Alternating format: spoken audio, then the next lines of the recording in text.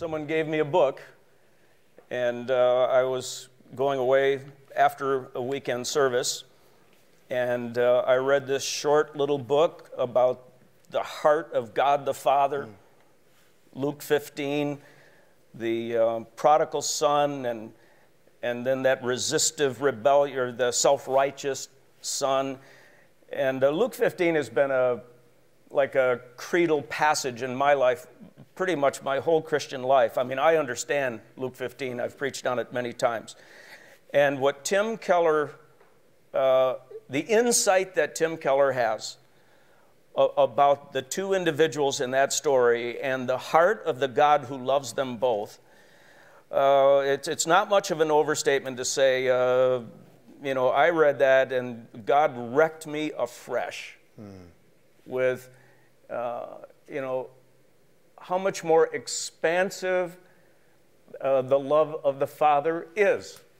You know, I consistently reduce the heart of God to the size of other people's hearts or my heart or something like that. Every once in a while, someone's got to blow it back up again to its rightful size.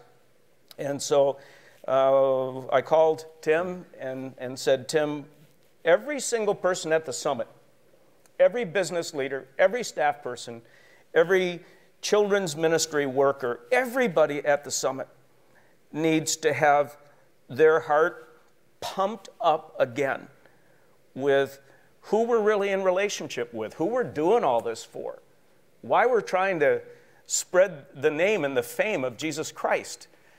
And, you know, we're about leadership, but, you know, leaders need fuel to run on. You know, leaders have to be in regular contact with God in a way that gets you up in the morning and you say, you know, I'll do this for God. I wouldn't do this for another human being. I wouldn't do this for money.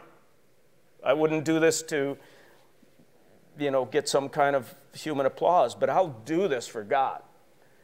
And I felt very strongly we needed a session at the summit that would get this all in perspective and get our hearts properly aligned with the heart of the Father. And I was delighted when Tim said he would come. I was like, we're there. I now know. I will guarantee that at this summit, unprecedented numbers of people are going to get reacquainted with the God that we fell in love with at some point, or that we want to introduce others to. And Tim, you know, has built a church of 6,000 people in downtown Manhattan. I mean, he's an intelligent communicator. He's a sophisticated man with thoughts that deserve a hearing worldwide. And so, as you can tell, I'm pretty high. Yeah, I think we have a clip of him. So let's take a look at this. The story tells us that there's two ways to be alienated from the Father, two ways to be your own Savior and Lord. One is by being very, very bad and breaking all the rules, and the other is by being very, very good, obeying all the rules, doing the Father's will in such a way that you believe God owes you a good life, owes it to you to take you to heaven. And these are people who are actually not letting Jesus be their Savior. They're being their own Savior. And yet they're in church. And they're very active in church. So right alongside of gospel-believing Christians, you've got a lot of religious elder brothers. And we need to pull a veil off of that, expose this trend, and address it. In my talk at the Leadership Summit, first I'm going to recap the basic insights of the book, The Prodigal God.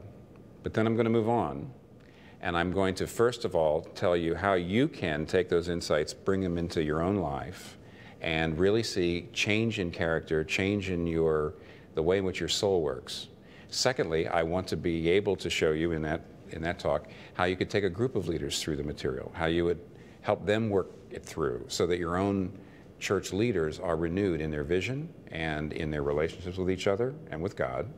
But lastly, I would like to give some ideas on how you could take this material out into your entire church so that by God's grace there might be renewal and even revival in the whole congregation.